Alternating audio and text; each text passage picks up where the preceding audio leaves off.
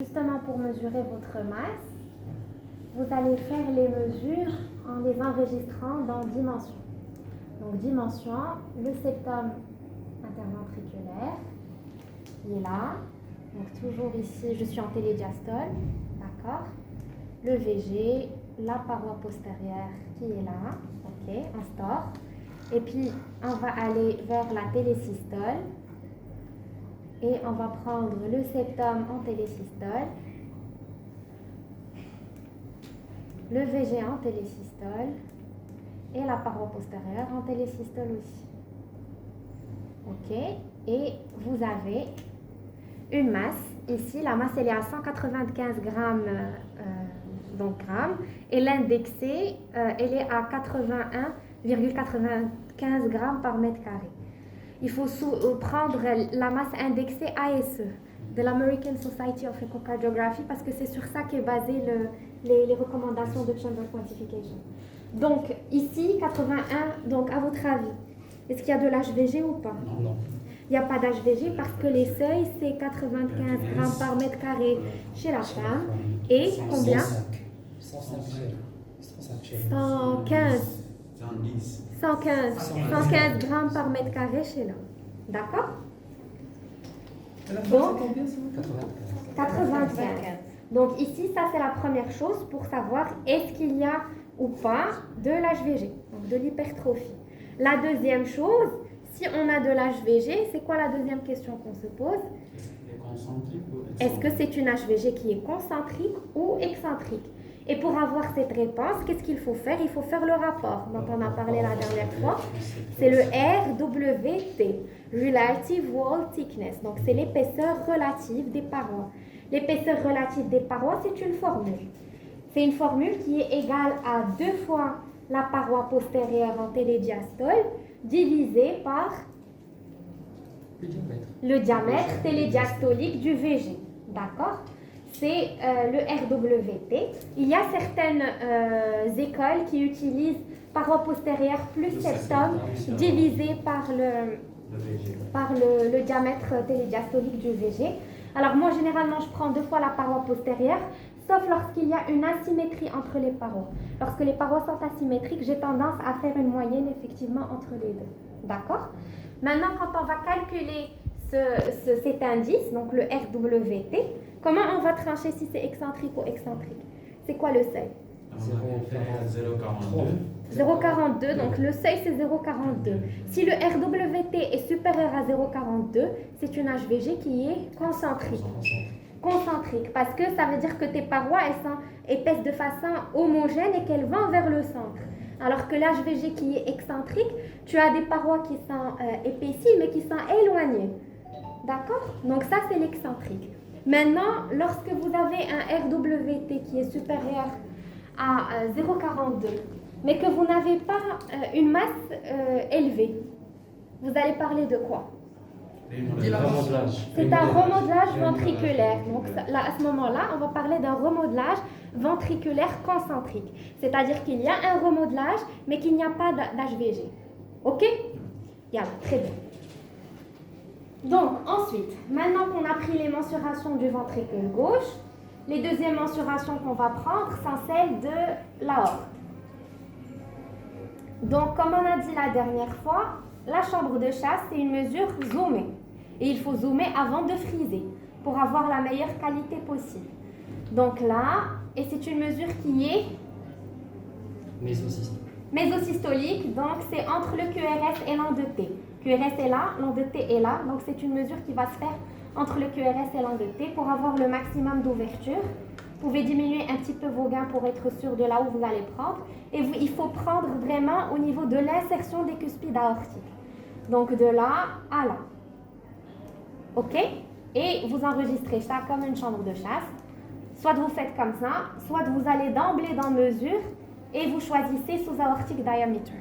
Ok? Donc ça, c'est pour la chambre de chasse du ventricule gauche. Ensuite, dans les mensurations de l'aorte, il y a aussi les mensurations du sinus, de la jonction, de l'aorte ascendante. Ça, par contre, ce sont des mensurations qu'il faut faire à quel moment du cycle, les amis? En télédiastole. Donc, je vais essayer de voir si j'ai une jolie coupe en télédiastole. Celle-là, elle est pas mal. Ouais, je vais zoomer. J'aurais pu zoomer avant. Si j'avais zoomé avant, j'aurais eu mieux. Et donc, c'est du bord externe ici au bord interne. Hop, comme ça. Ça, c'est la jonction. Donc, ça, c'est le sinus. Ça, c'est la jonction. Et ici, vous avez votre aorte ascendante. OK? Et toujours, pour les mensurations et pour vérifier si elle est dilatée ou pas, vous pouvez avoir recours au document dont je vous ai parlé tout à l'heure, le Chamber Quantification. Vraiment, vers la fin du document, vous avez les mensurations de l'aorte. D'accord? Donc, ça, c'est bon. Pour ce qui est de l'aorte ascendante, parfois, il n'est pas toujours facile à dégager sur la même coupe que la parasternale standard que vous faites. Donc, vous faites quoi? Vous vous décalez d'un espace intercostal vers le haut. Donc, si j'étais ici, je peux monter d'un espace intercostal et vous voyez que je dégage un peu mieux mon aorte ascendante qui est là. OK? Oui. Très bien. Donc ensuite, toujours il faut rester systématique. On a fait les mensurations, mais il faut mettre le Doppler couleur pour vérifier s'il y a des fuites ou pas. D'accord? Moi, généralement, je ne travaille pas avec la variance quand je mets la couleur. Elle est où? Je ne peux pas l'enlever. Je ne peux pas l'enlever. Normalement, il y a un bouton pour supprimer la variance. Je ne sais pas pourquoi il ne me le donne pas maintenant.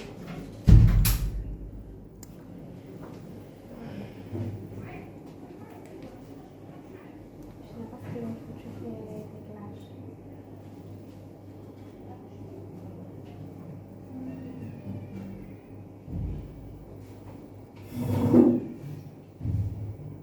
Bon. En tout cas, il y a un truc pour la carte couleur. Je ne sais pas pourquoi ça bug. On pourra revoir après dans les paramètres pour arranger ça. La variance, c'est le truc vert que vous voyez ici. Moi, généralement, je ne travaille pas avec, mais c'est juste une question d'habitude. Donc, vous faites comme vous voulez. OK? C'est juste que généralement, quand vous enlevez la variance, vous voyez mieux les fuites et vous voyez un peu mieux quand il y a un aliasine ou autre. D'accord? Donc, ici, on voit qu'il y a une toute petite IM qui est là. Mais vraiment toute petite. Si vous avez du mal à la voir, vous frisez votre image et vous revenez en arrière. L'IM, elle est systolique, donc vous la retrouvez ici en systole. Elle est là. OK? Donc, quand vous avez un doute, vous frisez et vous revenez pour vérifier si vous avez une fuite ou pas. C'est le truc bleu, l'IM. Oui.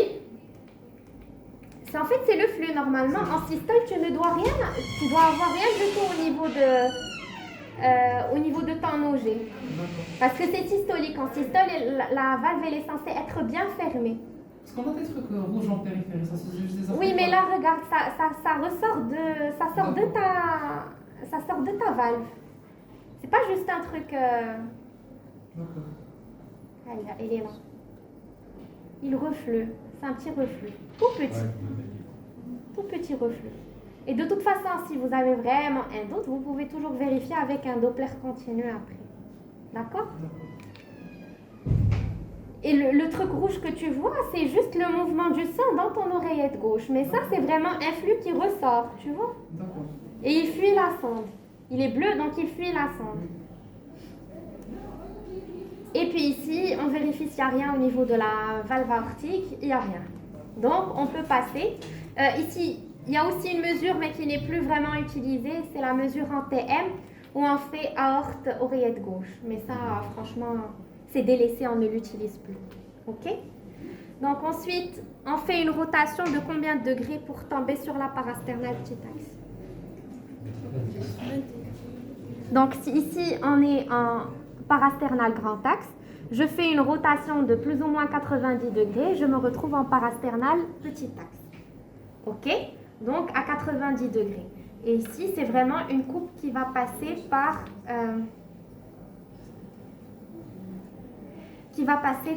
la base du cœur. OK? Donc, vous avez la valve aortique ici, la valve pulmonaire et la valve tricuspide. Ce que vous devez aussi comprendre ici, c'est que ça, c'est la coupe de base. Parfois, c'est difficile d'avoir les trois sur la même coupe. Donc, il faut imaginer le cœur. La valve tricuspide, c'est une structure qui est interne ou externe? C'est médial ou c'est latéral? La tricuspide, elle est en médial ou latéral?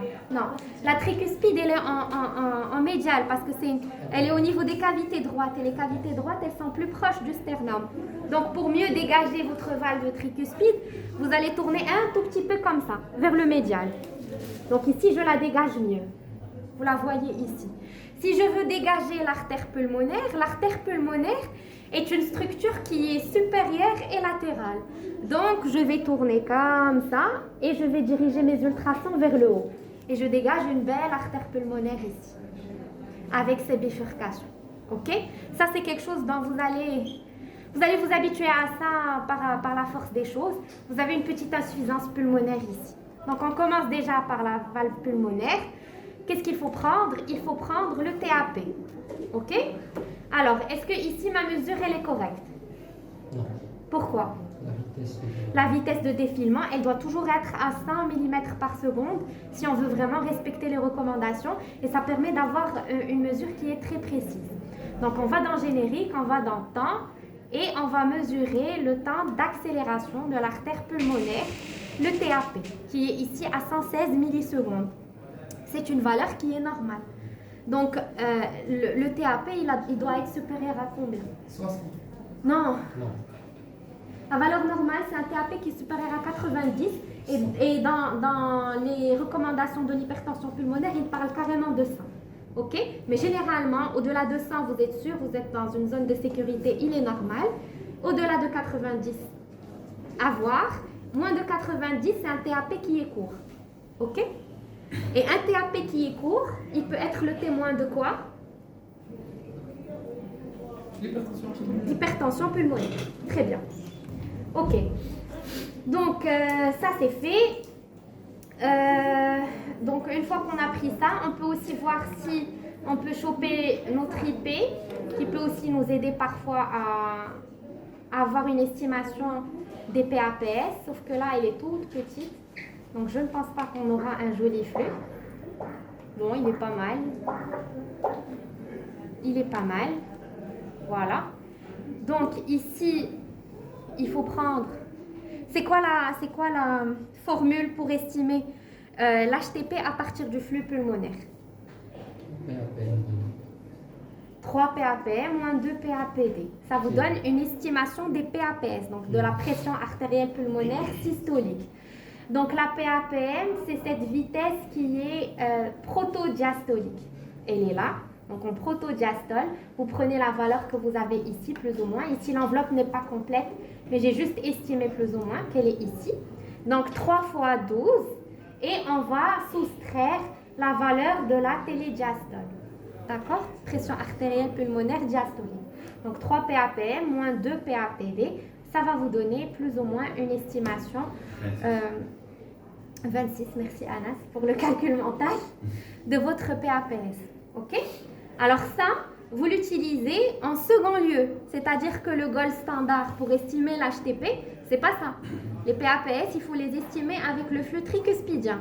Si c'est pas possible, si vous n'avez pas un flux tricuspidien, si l'IT elle est laminaire, là à ce moment, vous pouvez avoir recours à ça. Ok? D'accord.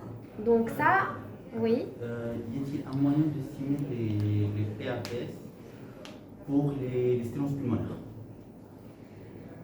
C'est très compliqué parce que c'est vraiment compliqué d'estimer les PAPS sur une sténose pulmonaire parce que justement tu as la sténose. Donc lorsque tu as une sténose, oui, la pression que tu as, c'est comme si tu vas avoir une petite surcharge en pression parce que tu as la sténose pulmonaire. D'accord? Donc, ce qui est en aval de ta sténose, c'est des pressions qui sont basses, mais qui sont protégées parce que tu as la sténose pulmonaire. Et ce que tu as en amont, tu auras des pressions qui sont un petit peu élevées, mais elles ne vont pas représenter la pression artérielle pulmonaire. Parce que nous, ce qu'on veut, c'est la pression artérielle pulmonaire. D'accord? Donc, ce n'est pas significatif ce que tu vas prendre comme mesure. Ok. Et puis, donc, on va aller vers la tricuspide pour voir un petit peu ce qui se passe, s'il y a une petite idée qu'on peut explorer. Bon, ici, on ne voit pas vraiment d'idée, mais on peut quand même lancer un continu, un peu à l'aveugle pour s'en assurer. Il y a peut-être un tout petit flux ici, mais il n'y a rien d'exploitable. Alors, je retourne en parasternal grand axe parce qu'on peut aussi dégager les cavités droites. Donc, c'est une parasternale modifiée. La parasternale modifiée, je suis comme ça en parasternal grand axe. Je vais becquer la sonde vers le bas parce que le VD, vous devez imaginer que votre VD, c'est une structure qui est plus basse et qui est antérieure. Donc, si je veux dégager mes cavités droites, je vais diriger mes ultrasons vers le bas et vers l'antérieur.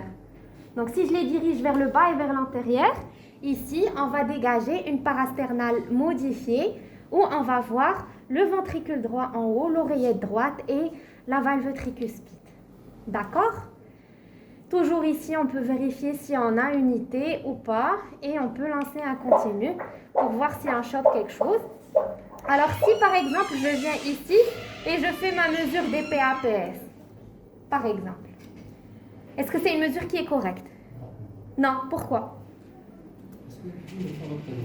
Parce que pour faire une mesure de PAPS, vous devez avoir une enveloppe qui est complète et qui est claire. Le fait de faire ça, vous approchez plus ou moins, mais vous ne pouvez jamais être sûr que c'est réellement la bonne mesure.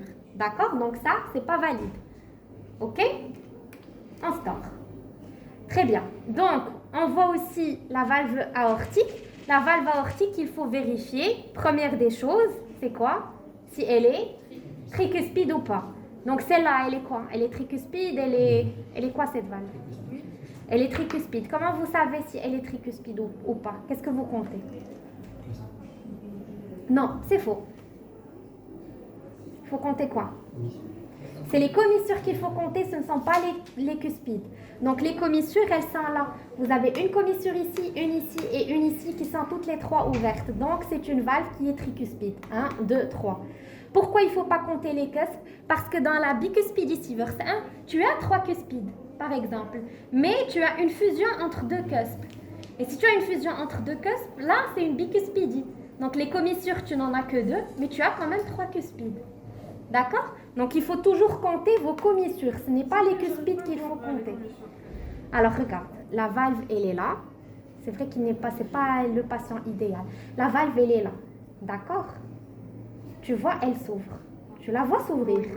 Donc, quand elle s'ouvre ici, hop, tu as une commissure ici. Regarde, elle est claire. Tu en as une deuxième ici, qui est claire aussi, qui arrive jusque vers l'anneau. Et tu as une troisième qui est là. Anna, je vais revenir et tu la vois? C'est bon?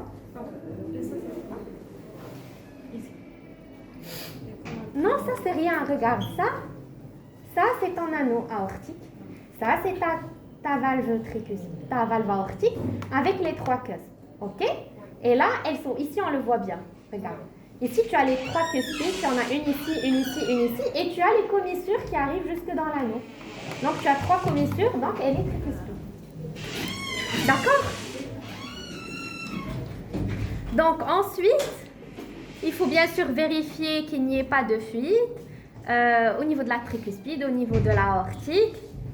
Ça, c'est fait. Ce que vous pouvez aussi voir ici, c'est ça. Et c'est quoi ça? Non. Très bien, c'est le septum auriculaire entre l'oreillette droite et l'oreillette gauche. Donc le septum, il est là. Vous pouvez aussi utiliser cette coupe lorsque vous avez un petit doute sur une CIA ou un FOP, mais l'idéal, c'est la sous-costale. D'accord? Toujours en parasternal, petit axe.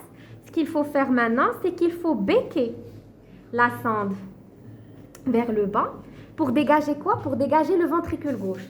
Toujours, vous imaginez votre cœur, il est là. Vous avez le VD qui est ici. Vous avez le VG qui est un peu en arrière. Et l'apex, il arrive ici. Donc, si vous voulez dégager votre ventricule gauche, vous devez faire bouger vos ultrasons comme ça. Pour dégager votre ventricule. D'accord? Donc, on était en parasternal comme ça. Si je bouge ma sonde vers le bas, plus je la bouge, plus je becque ma sonde et que je dirige mes ultrasons vers le bas, plus je vais les diriger vers l'apex. Donc, l'apex, il est là. Donc, plus je vais diriger la sonde vers le bas, plus je vais la diriger vers l'apex, que vous voyez d'ailleurs ici. OK? Je reviens un tout petit peu, je dégage les piliers de la valve mitrale. Et je reviens encore un petit peu, je vais dégager la base de mon ventricule gauche avec la valve mitrale. OK? Et ici, bien sûr, vous pouvez vérifier s'il n'y a pas de fuite mitrale. Ici, on ne voit pas la fuite qu'on avait vue tout à l'heure. Elle est minime. Ouais, on la voit par moment. On l'a vue à un certain moment. Et vous pouvez aussi faire une planimétrie de votre valve mitrale. Mais on ne va pas s'attarder là-dessus parce que ça, on va le voir lorsqu'on va étudier les valvulopathies. D'accord? Donc ça, c'est éco-normal ou SAFI. Donc ici, sur cette coupe, c'est intéressant aussi de voir la cinétique segmentaire. Donc pour la cinétique segmentaire, je pense que je ne vais pas vous en parler parce qu'on va faire cardiopathie ischémique la prochaine fois. Et à ce moment-là, on va parler de la segmentation en détail. OK? Mais en tout cas, vous dégagez l'apex, vous dégagez les piliers et vous dégagez la base avec la valve mitrale. OK? C'est clair pour tout le monde? Yeah? Ça fait, tu fais une pause. On passe au coupage.